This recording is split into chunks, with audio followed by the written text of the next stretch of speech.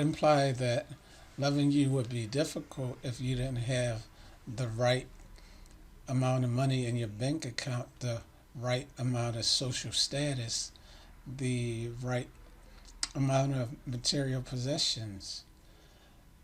The answer is a shocking yes.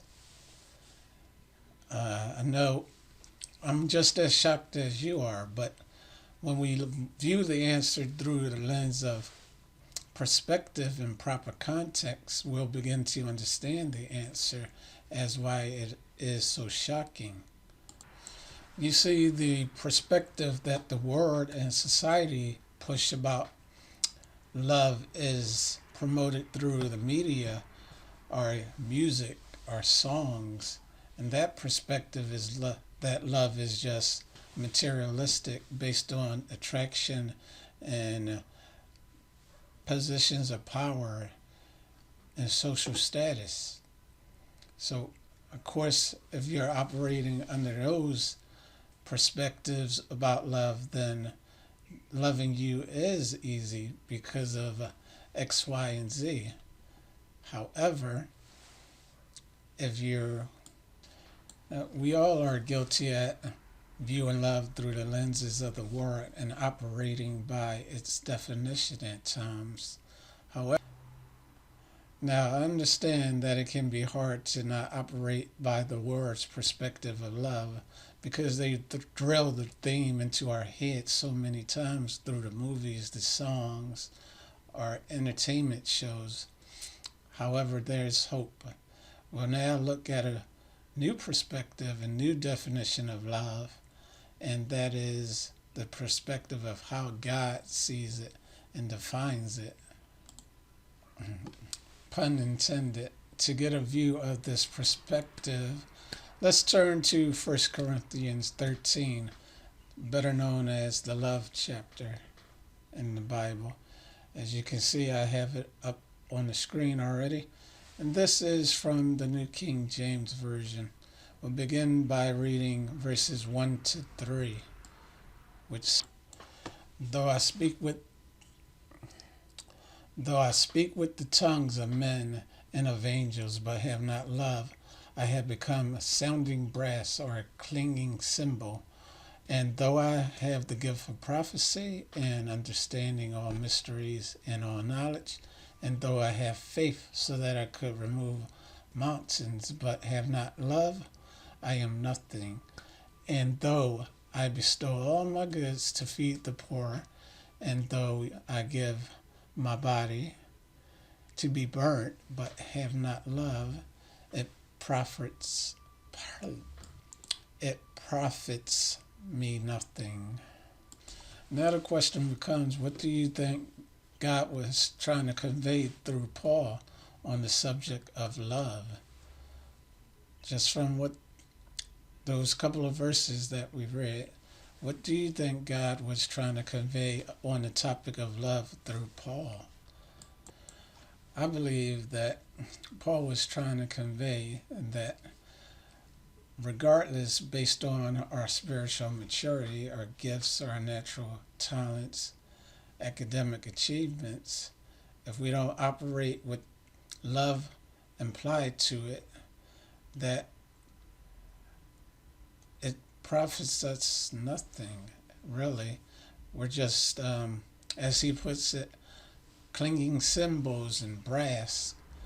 And that's can be said that we just practice for show. But without love, it doesn't really profit us nothing except for our own selfish gratification and satisfaction. And then sometimes, unfortunately, the putting down of others. Now that we've discussed the first 3 verses, let's proceed and see God's principles of what love is. Let's pick it up from verse 4, which says, love suffers long and is kind. Love does not envy. Love does not parade itself. It's not puffed up. Does not behave rudely. Does not seek its own. Is not provoked. thinks no evil, does not rejoice in iniquity, but rejoices in the truth, bears all things, believes all things, hopes all things, endures all things. Now let's break each of those down. Let's break those verses down, verses 4 to 9.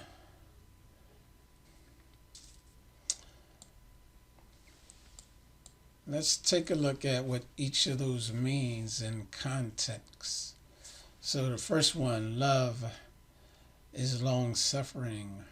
Ooh, what does that mean? Well, I think it means that. Let's break down each of these. Love is long suffering. This means that even if you're offended by your loved one, that you shouldn't just write them off. You should be persistent through that difficulty. Your love should be so strong that it's persistent through the good and the bad days. Next, we have love is kind.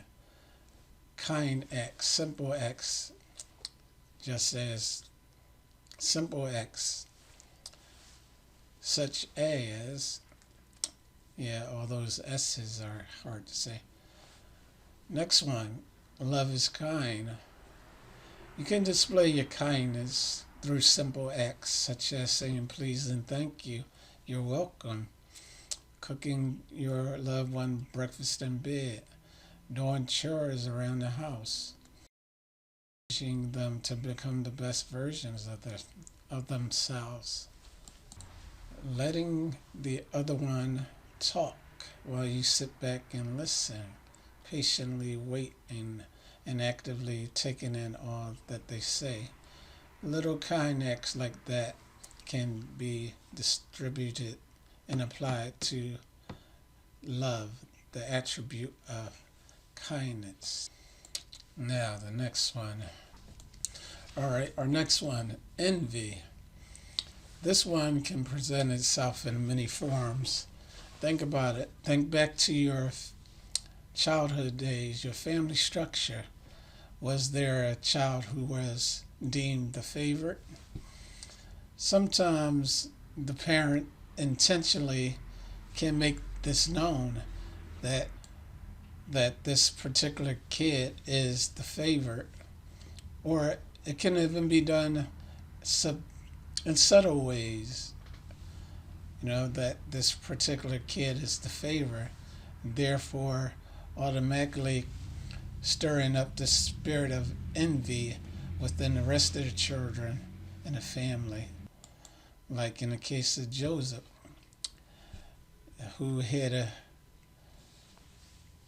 whose father made it known that he was the favorite by a coat of many colors, a particular coat that would stand out. Not only that, envy can also be shown. No, not only that, we can also become envious of others' material possessions. That's covetousness. And we can also become envious of our spouse's academic achievements, their accomplishments, how much money that they made. And it should not be so. Instead, our love for them should be content. We should show content on our part for what we do have and what we are able, not just monetarily, to contribute to the relationship, but just in general. We need to be content and not envious, for that is not a loving attribute. Love is not prideful. It's sort of like the reverse. Instead of being envious over a particular thing, now we may have that particular thing and we are prideful about it. There's nothing wrong with pride when it's kept in check. You can be proud of your work. The difference is that when you become prideful in the sense that you want to put others down and boast about your achievements, that's when pride becomes dangerous and offensive and unloving. Love is not envious nor prideful. Verse 5, love does not behave rudely. Now, at times that is a challenge for us. It can be. Not to behave rudely and let our situations, our circumstances cause our love for our spouses, our mates, or even our friends to become rudely administered. Love isn't selfish. Love doesn't seek its own. It seeks the best for the other person.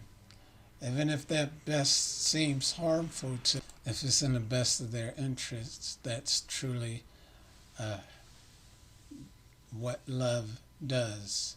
It seeks to promote the best of the individual in their interest, even if it causes confrontation. And sometimes that attribute has to be administered forcefully in rare cases. For example, if someone was strung out or addicted to drugs and you loved them, you would not want to enable them by giving them money. Instead, their best interest would be for you to check them into a rehab facility, get them the proper treatment and resources that they need. Now, naturally, the person who's addicted will become offended, and there might be contention behind it. But once they go through the process of rehabilitation, they'll begin to see that you truly are loving them. Sometimes love causes contention. So love is not selfish, it's selfless. Love doesn't rejoice in evil and doing. Love doesn't rejoice in sin, especially those sins that are harmful to our bodies. It doesn't engage and promote sinful activities. We all must work on that. I dare to say it doesn't ever promote pleasurable sinful activities.